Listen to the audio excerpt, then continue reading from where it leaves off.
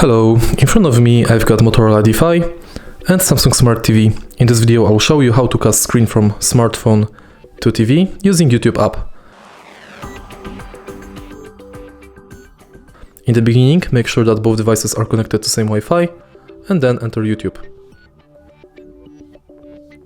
Now press this icon in the top of the screen and select your TV.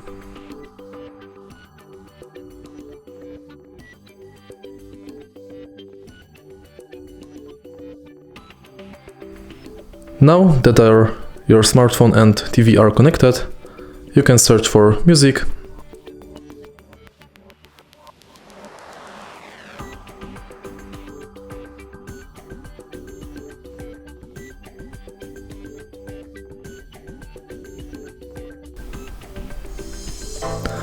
and play it on your TV.